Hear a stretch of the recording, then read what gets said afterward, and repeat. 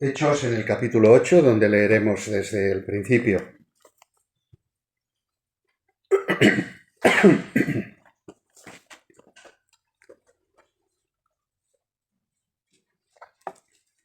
Hechos, capítulo 8, leyendo desde el principio.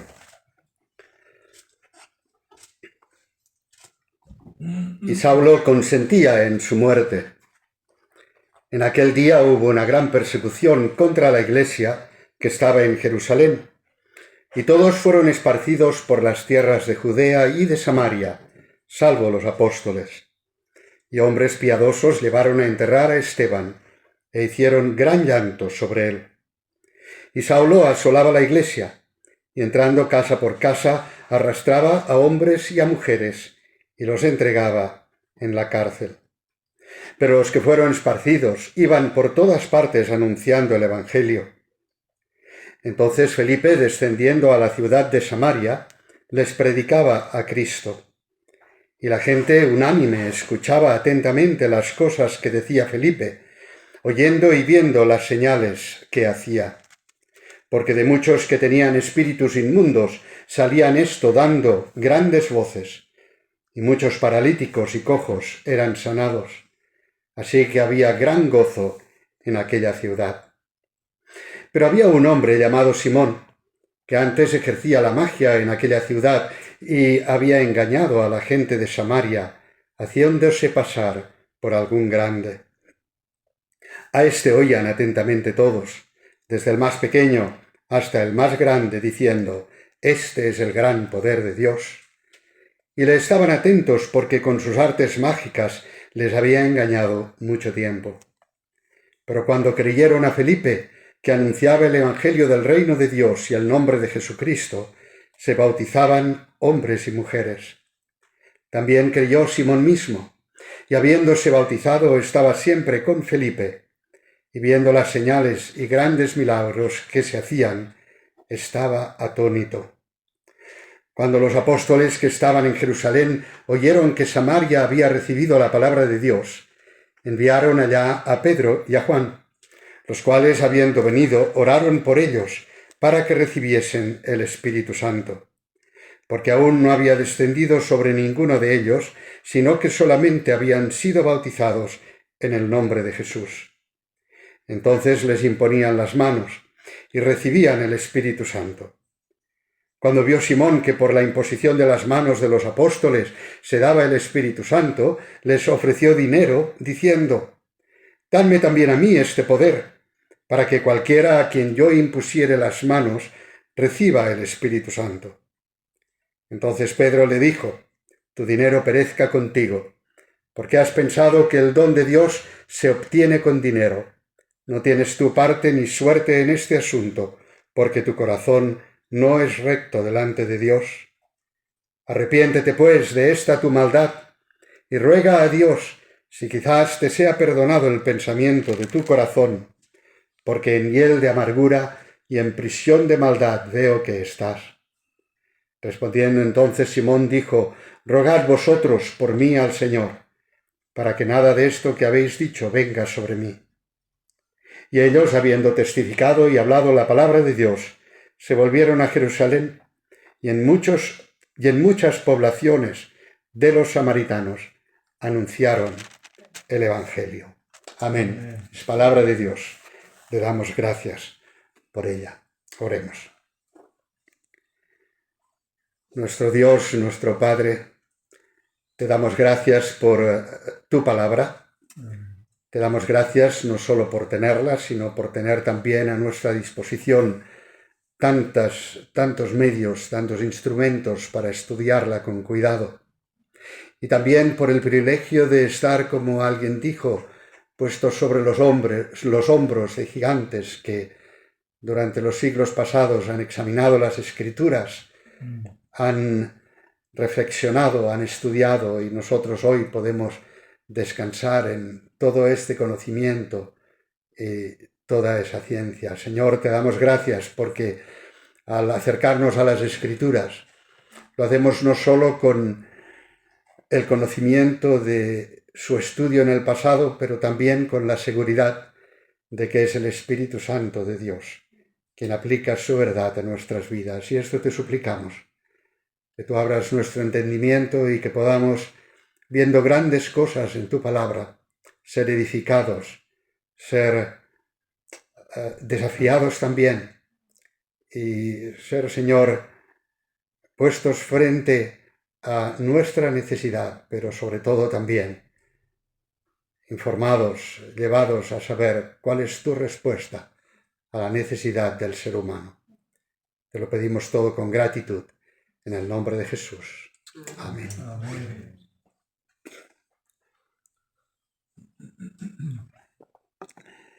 En el capítulo 6 de Apocalipsis, en el versículo 2, se puede leer: y miré, y he aquí un caballo blanco, y el que lo montaba tenía un arco, y le fue dada una corona, y salió venciendo o conquistando, y para vencer o conquistar o seguir conquistando. A uno que estaba sobre ese caballo blanco y que salió como alguien que ya ha vencido, como alguien que ya ha triunfado, pero como alguien que sigue en ese proceso de triunfo. En el excelente comentario del libro del Apocalipsis de un autor llamado David Shelton, escribió acerca de este versículo lo siguiente, y le cito: Cristo es el conquistador por excelencia. Todos los acontecimientos de la historia están bajo su control, y es totalmente apropiado que Él sea quien se representa aquí como el líder de los juicios de Dios. Él es el centro de la historia. Él cabalgó en su resurrección y ascensión como el Rey ya victorioso, conquistando y para conquistar, extendiendo las aplicaciones de su victoria definitiva, una vez para siempre, por toda la tierra. Y este es, en cierto modo, el asunto que sigue desarrollándose ahora en el libro de Hechos. Cristo ya es el Rey victorioso y como tal procede por medio de sus siervos, sus ejércitos, a continuar su conquista. El Hijo del Hombre sigue conquistando.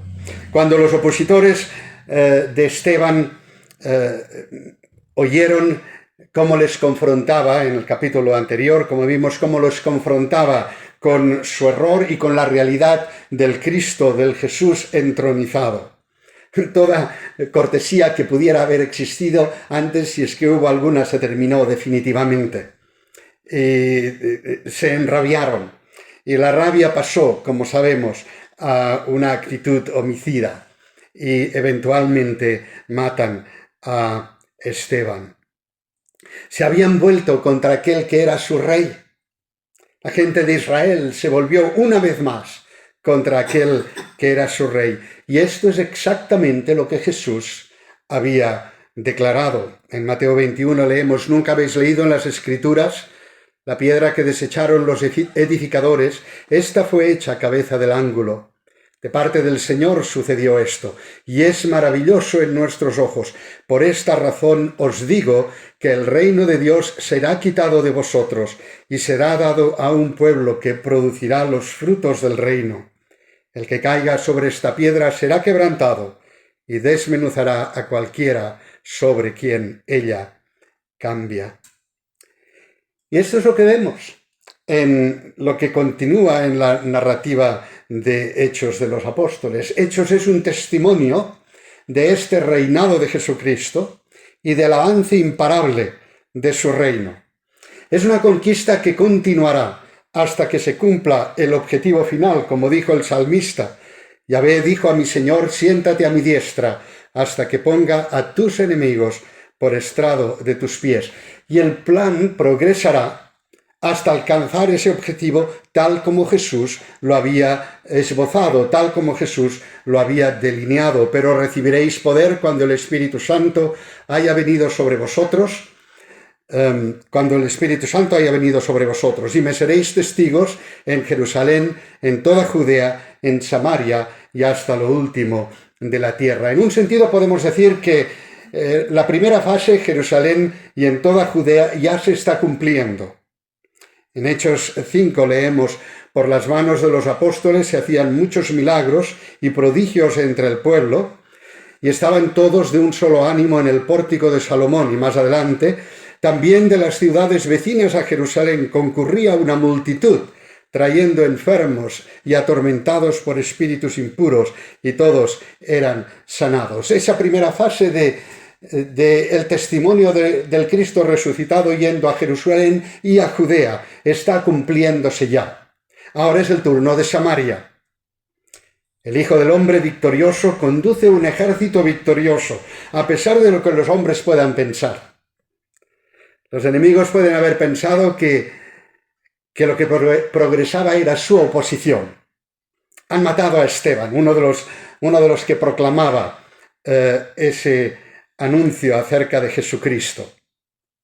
Y se desata una gran persecución contra la iglesia en Jerusalén. Pero lo cierto es que, como veremos en este capítulo, lo cierto es que los resultados, lejos de ser una disminución en el número de creyentes, se produce completamente lo contrario.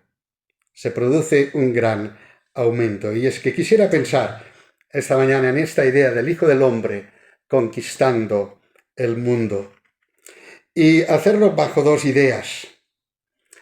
En primer lugar, quisiera que viéramos el significado, la importancia, el impacto de la adición de muchos samaritanos a la iglesia. Y en segundo lugar, el envío de muchos obreros a la mies. Así que vemos en primer lugar, desde el versículo 5 en adelante, lo que podemos llamar el impacto, la adición de muchos samaritanos a la iglesia. Y se destaca en esta parte, los versículos 5 hasta el 25, se destaca, por supuesto, o pronto se destacará, la tarea apostólica. Felipe es quien va y predica en Samaria, pero son los apóstoles, tal como había dicho Jesús que tenía que ser, los que asumen un rol particular de abrir el reino a otras gentes. Esto es lo que Jesús había dicho a los apóstoles en conexión con la gran confesión de Pedro, cuando él dijo, tú eres el Cristo, el Hijo del Dios viviente. Y el Señor Jesucristo indicó cierto rol que Pedro iba a tener y también el rol que el resto de los apóstoles iban a tener cuando les dijo, de cierto os digo que todo lo que atéis en la tierra habrá sido atado en el cielo y todo lo que desatéis en la tierra habrá sido desatado en el cielo. Los apóstoles reciben simbólicamente, evidentemente, esas llaves del reino. Esa capacidad o ese rol de abrir el reino no solo a Israel, no solo a los judíos, sino también a Samaria y hasta lo último de la tierra. Y es significativamente, como se muestra en el libro de Hechos, Pedro, quien va a cumplir un rol particular en este sentido. Pedro es el que habla, el que predica el primer sermón el día de Pentecostés. Pedro y Juan son los que son enviados a Samaria y es por medio de Pedro y Juan que podemos afirmar los samaritanos son recibidos a la iglesia y es Pedro, por medio de la visión que se le da y el encargo de ir a la casa de Cornelio, el que abre oficialmente, podemos decir, el reino, la iglesia a los gentiles. La obra de Felipe es uno de los siete que encontramos en el capítulo 6, que son elegidos, como nosotros decimos, como diáconos, como siervos que van a ocuparse de que no falte, de que los bienes se distribuyan adecuadamente. Cuando empezaron a creer en el Señor Jesucristo, judíos bien de Palestina o otros que habían llegado de otros lugares, una de las consecuencias es que muchos de ellos se quedaron sin fuente de ingresos, sin hogares incluso, y era necesario ayuda. Sobre todo, era necesaria mucha ayuda entre los que no eran de allí, entre los que en el capítulo 6 se nos dice que eran los griegos. En aquellos días, como creciera el número de los discípulos, hubo murmuración de los griegos contra los hebreos. En ese contexto, no es griegos en el sentido de gente de Grecia, sino entre los helenistas, es decir, entre los judíos que no eran de Palestina mismo y los judíos que eran de Palestina. Sentían que había una injusticia o no se estaban distribuyendo bien los bienes y nombraron a una serie de discípulos que se encargaran de supervisar cómo se distribuían de acuerdo a los bienes, de acuerdo a la necesidad de la gente. Bien, uno de ellos era Felipe. Significativamente, los elegidos parece que son ellos mismos helenistas, digamos, judíos, pero no de la Palestina misma, sino de la diáspora, de judíos de aquellos que habían sido esparcidos por el resto del mundo conocido. Y Felipe toma, no nos dice el texto por qué ni cómo, pero Felipe desciende a la ciudad de Samaria y les predica a Cristo. Es una decisión radical. Es una decisión que no solo necesitaba de gran valor, sino de audacia, porque es una decisión que podía ser fácilmente muy mal interpretada o vista con desprecio tanto por la Iglesia en Jerusalén como por los samaritanos mismos. En el capítulo que hemos leído del segundo libro de los Reyes, hemos leído cómo nace esa comunidad. La comunidad samaritana, quizá recordaréis en un momento de la historia de Israel, el reino de Israel unido bajo David y Salomón.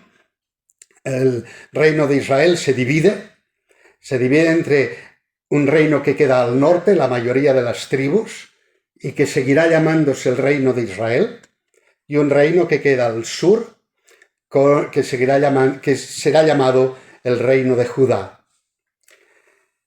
Eventualmente, por su desobediencia, los dos cayeron y fueron los judíos llevados al exilio. Pero el primero que cayó fue el reino de Israel, cuya capital estaba en Samaria.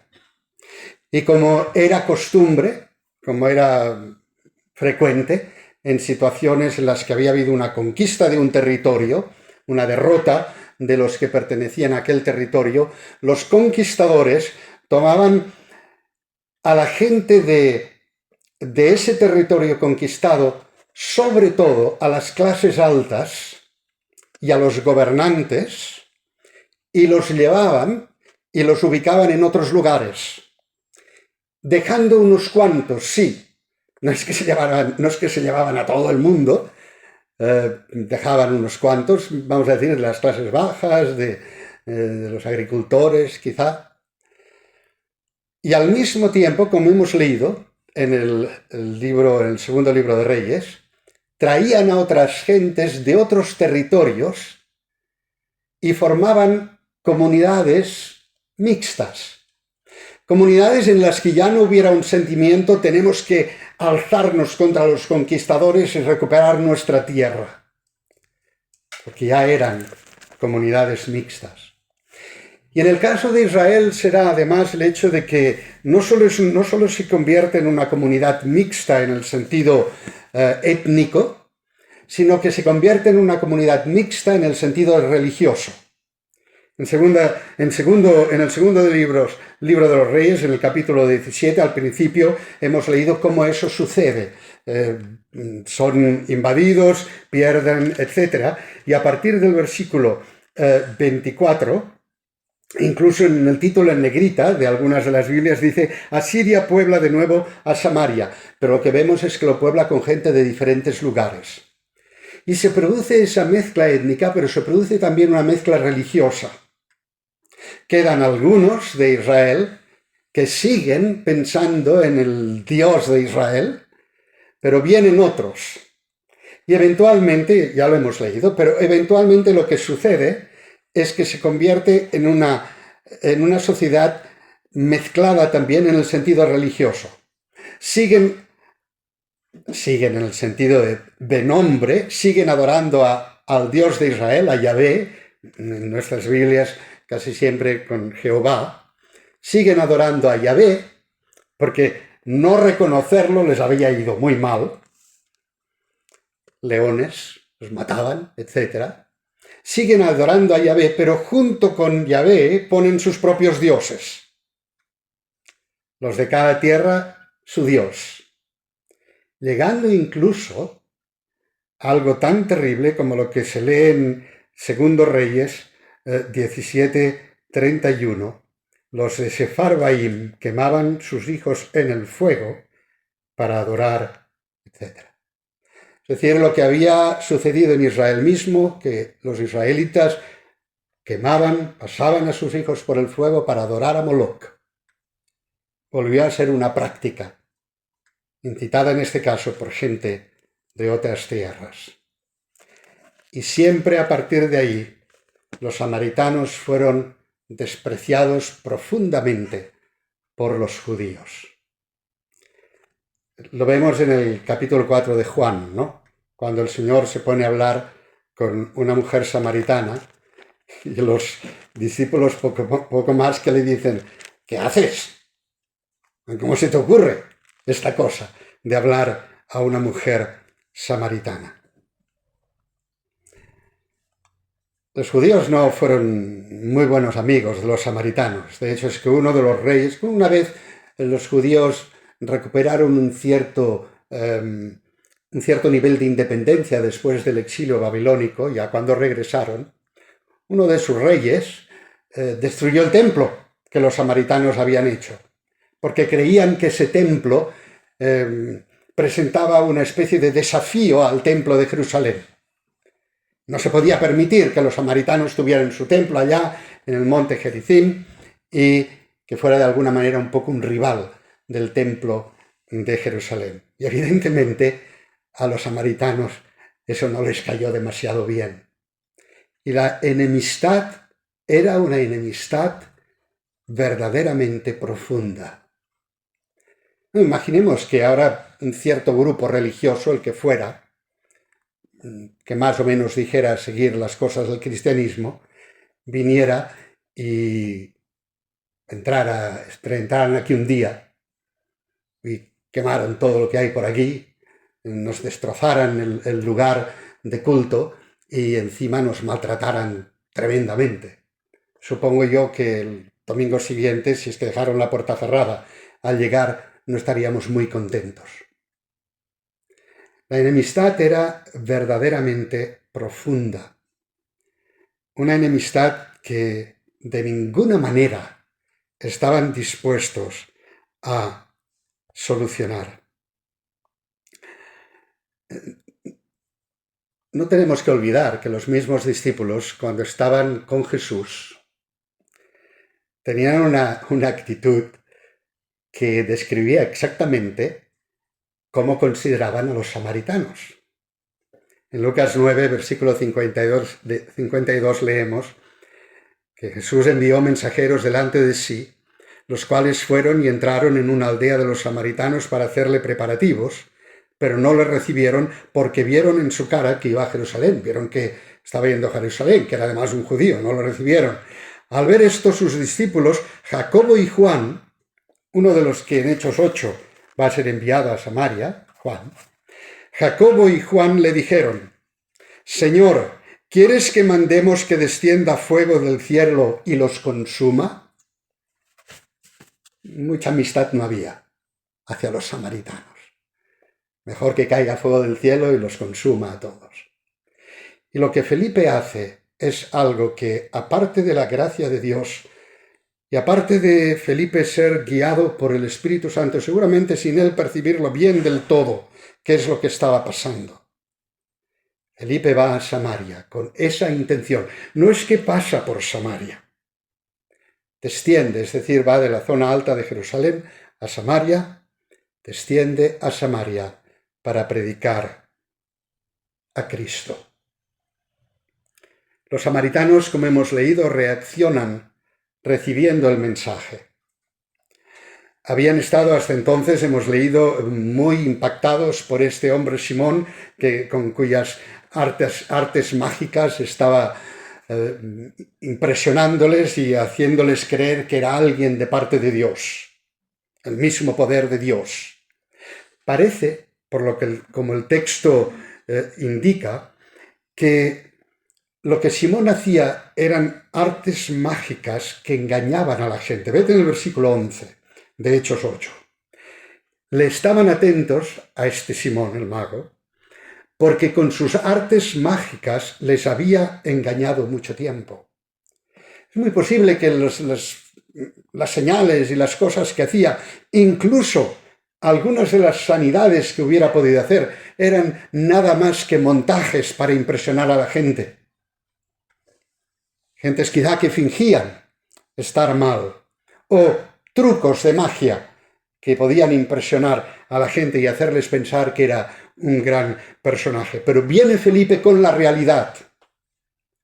Viene Felipe, como nos dice en el versículo 7, que acompañando al Evangelio, a la predicación de Cristo, muchos que tenían espíritus inmundos salían estos dando grandes voces y muchos paralíticos y cojos eran sanados. Así que había gran gozo en aquella ciudad. Y la gente percibe que aquí hay algo diferente. Junto a la predicación de este Cristo, por si acaso los samaritanos esperaban también un Mesías. Tenían en su teología la idea, la creencia de que iba a venir alguien que les iba a liberar. Se ve en Juan 4, ¿no? Cuando el Señor habla con la mujer samaritana. ¿Eres tú? Esperaban eso. Y cuando ven que junto a la predicación de Cristo hay señales, hacen algo que es interesante, que en ningún otro lugar en el libro de los Hechos se describe así. No sé cuánta fuerza podemos poner en ello. Yo creo que es indicativo de algo. Porque en el versículo 12 dice, cuando creyeron a Felipe. No encontramos esto en ningún otro lugar. Lo que encontramos es cuando creyeron en el mensaje o cuando creyeron en Jesús, las gentes que escuchaban. Es posible que estos samaritanos hayan creído en Felipe como hasta ahora estaban creyendo en Simón, y que hayan venido a ser un poco una especie de seguidores de Cristo, pero de Felipe. Los apóstoles, eventualmente Pedro y Juan, van. De nuevo, no se nos da en detalle qué sucede. Versículo 12, pero cuando creyeron a Felipe que anunciaba el Evangelio del reino de Dios y el nombre de Jesucristo se bautizaban hombres y mujeres, también creyó Simón mismo. Esa creencia de los samaritanos la tiene Simón también, a pesar de que más tarde se muestra que su creencia es espuria, que no es real. Dice en el versículo 14, cuando los apóstoles que estaban en Jerusalén oyeron que Samaria había recibido la palabra de Dios, enviaron allá a Pedro y a Juan. De nuevo, no nos dice todo el detalle de lo que pasó. Yo me imagino que Pedro y Juan estuvieron también enseñando las Escrituras. Y el resultado es que muchos son bendecidos. Y suceden algunas cosas que son cruciales en la historia de la Iglesia. Y que podéis estar pensando, ¿qué tiene esto que ver con nosotros? Son cruciales para nosotros también. Porque sucede que los apóstoles, dice, los cuales habiendo venido oraron por ellos para que recibiesen el Espíritu Santo, porque aún no había descendido sobre ninguno de ellos, sino que solamente habían sido bautizados en el nombre de Jesús. Entonces les imponían las manos y recibían el Espíritu Santo. Lo que está sucediendo en Samaria es una especie de repetición, no exacto, pero es una especie de repetición de lo que sucede el día de Pentecostés. Y lo que está sucediendo es que se está dando una señal inequívoca a los apóstoles y en los apóstoles a la Iglesia. Se está dando una señal inequívoca de que los samaritanos son recibidos en la Iglesia, de que son recibidos como verdaderos miembros del cuerpo de Jesucristo y que son identificados como miembros iguales del cuerpo de Jesucristo. No hay diferencia.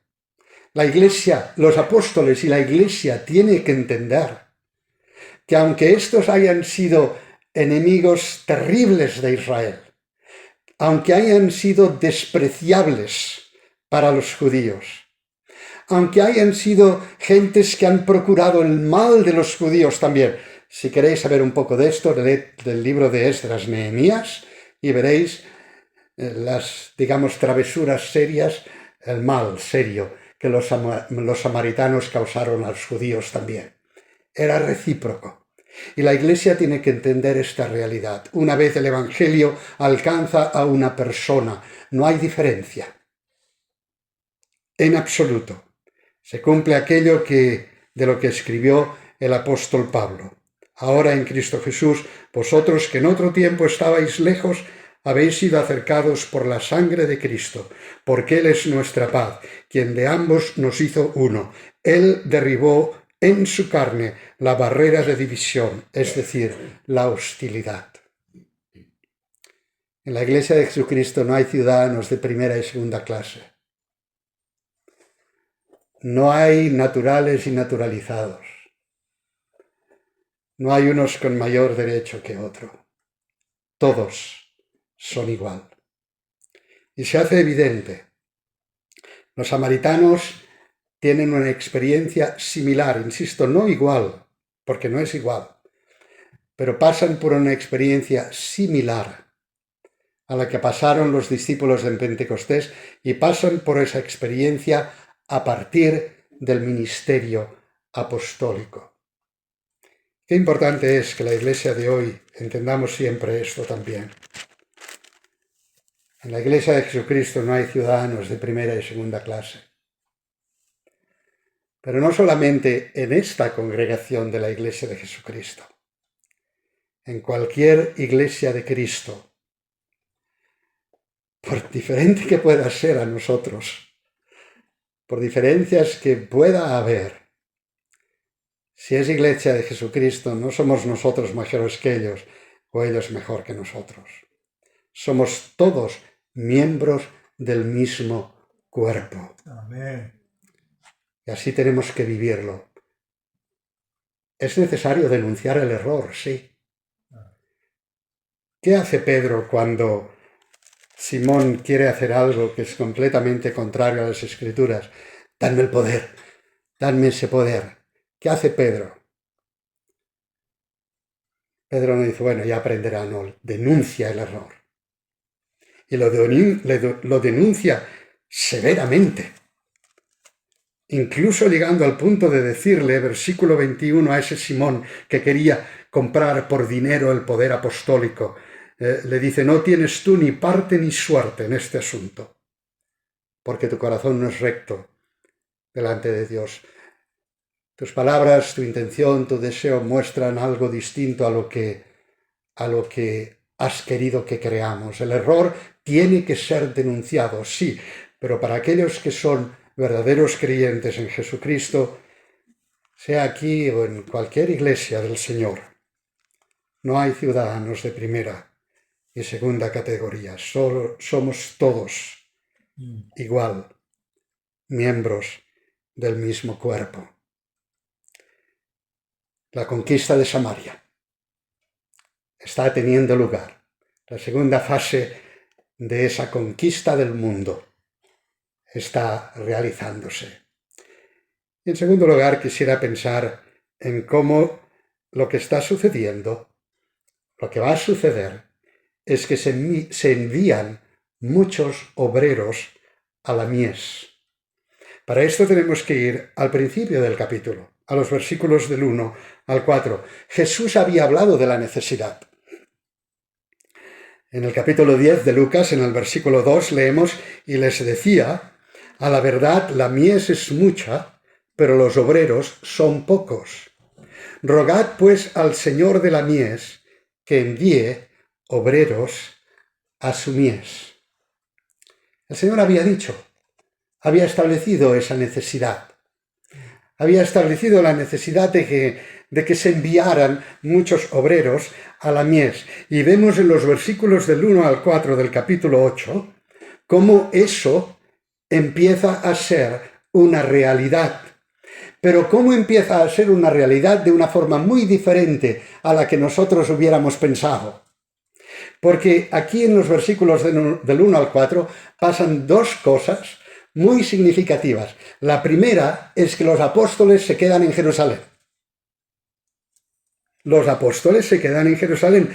Cuando nosotros pensamos, o cuando pensamos que era necesario enviar muchos obreros a la mies, podíamos llegar a la conclusión de que lo que pasó en ese acto de la extensión del Evangelio más allá de Jerusalén y Judea, podríamos pensar que, bueno, un apóstol fue aquí, el otro fue allá, el otro fue aquí, y el otro más allá, quizá uno al este, otro al oeste, bueno, al oeste no, que había el mar, pero uno al norte, uno al sur, uno al este, distribuidos, los 11 o los 12, contando a Matías, quizá, distribuidos por todo el mundo conocido, para que esos obreros llegaran a la mies. Pero lo que se nos dice es, versículo 1, y todos fueron esparcidos por las tierras de Judea y de Samaria, salvo los apóstoles. Salvo los apóstoles. ¿Por qué? ¿Qué es lo que hizo que los apóstoles no tuvieran problema, no fueran perseguidos en Jerusalén? Bueno, de nuevo, no se nos dice, pero quizá en Pablo, que era el líder de esa persecución, como podemos ver más adelante en el libro de Hechos, quizá en Pablo arraigó el consejo de Gamaliel, que al fin y al cabo había sido y era seguramente todavía su maestro. Cuando Gamaliel, en una de las ocasiones que detuvieron a algunos apóstoles, Gamaliel dijo: hombres de Israel, cuidaos vosotros de lo que vais a hacer a estos hombres. Cuidaos.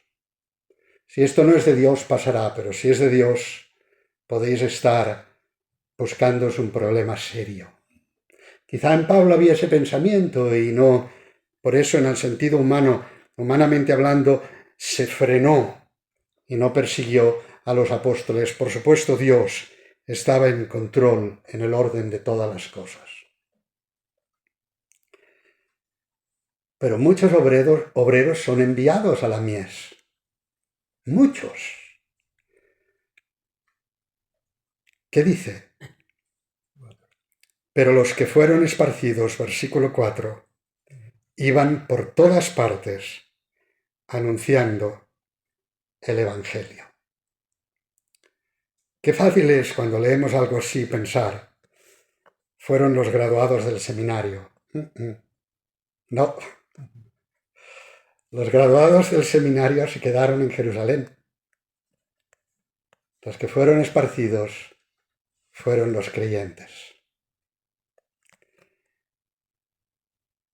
En la primera iglesia en la que tuve el privilegio de servir, en San Boi, cuando era pastor en una de las iglesias de la Fieide, era compañero del pastor de la otra iglesia, en Sant Boi de Llobregat.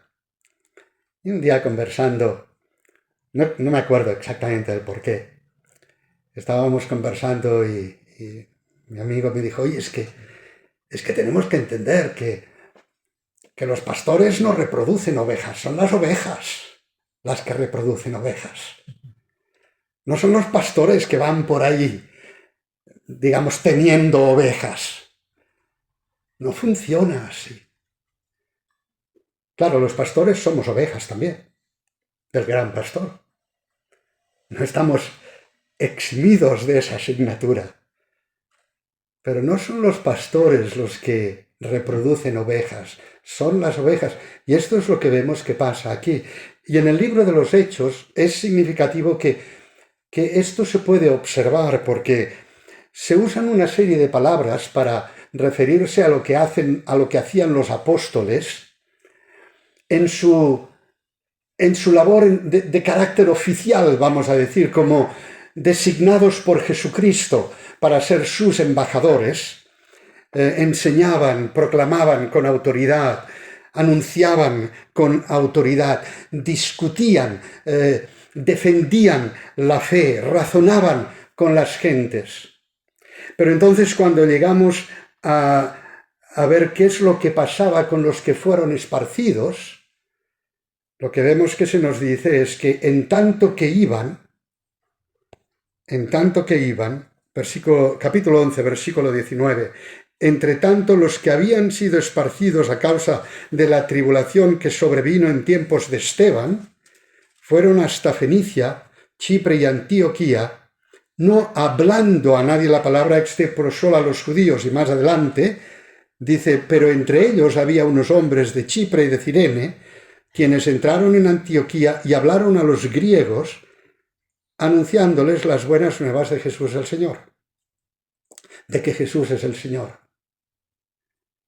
Los obreros que fueron a la mies, y ahora me voy a poner un poco personal, no fueron Diego o Marcos, fueron todos los demás que estáis aquí, si sois creyentes en Jesús.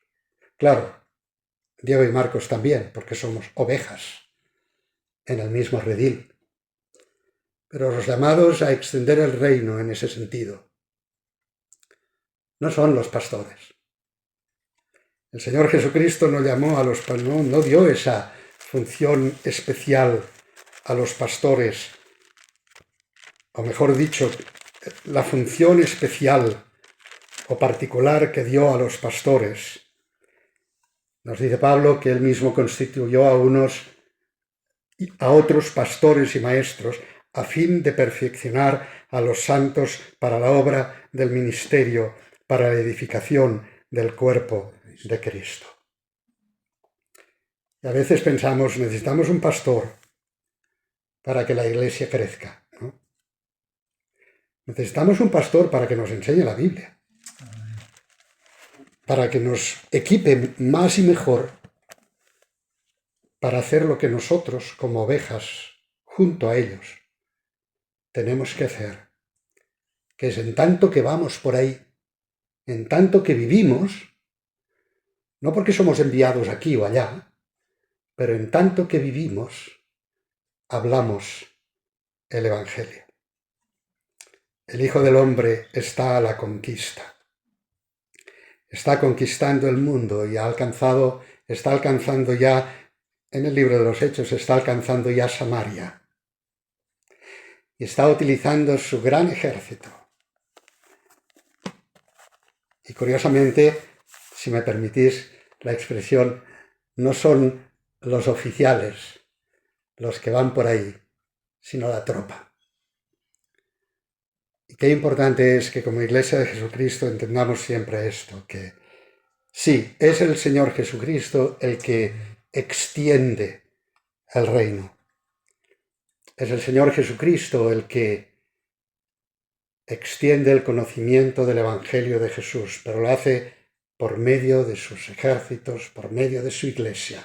Amén. No solamente por medio de aquellos que la Iglesia ha reconocido como que tienen un rol particular de enseñanza o de predicación, sino por medio de todos aquellos que han confesado a Jesús, por medio de todos aquellos que van, que viven en este mundo, y a medida que lo hacen, hablan, comparten el Evangelio de Jesucristo.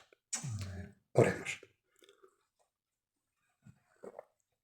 Ayúdanos, nuestro Dios, a reconocer el privilegio enorme que tenemos como ovejas en tu redil, a multiplicarnos, a extendernos, a ser instrumentos para que el rebaño sea mayor y mayor. Amén. Te damos gracias de que no depende de nuestra elocuencia, no depende de nuestra habilidad innata, no depende de nuestro entrenamiento académico, pero depende de que sepamos esta realidad, de que Jesús es el Señor, de que en Él tenemos esperanza, de que en Él tenemos el perdón de pecados, de que Él nos recibe no importa nuestra condición, nuestra situación, de que Él nos recibe cuando nos volvemos a Él y le pedimos que de su misericordia nos haga sus hijos. Señor, te damos gracias porque desde entonces, desde esos primeros capítulos del libro de los Hechos, la Iglesia ha crecido y crecido y a pesar de que haya habido tiempos, épocas en que haya estado muy maltratada y quizá haya parecido desaparecer en algunos lugares, esas brasas, ese calor de la Iglesia ha estado siempre ahí y sigue estando hoy y sigue creciendo hoy. Y sigue creciendo hoy, Dios nuestro, te alabamos y te bendecimos, porque sigue creciendo hoy en lugares y en países y en territorios donde unos cuantos años atrás hubiéramos pensado que hubiera sido imposible que la Iglesia fuera creciendo e incluso que fuera reconocida como un cuerpo que tiene el derecho de existir. Te damos gracias, Señor, por la extensión del Evangelio, por el crecimiento del reino de Jesucristo. Y te pedimos que nos ayudes y que nos bendigas para que aquí también seamos instrumentos en la extensión de ese reino. Te lo pedimos en el nombre de Jesús. Amén. Amén. Y terminaremos cantando las palabras del 557. Himno 557.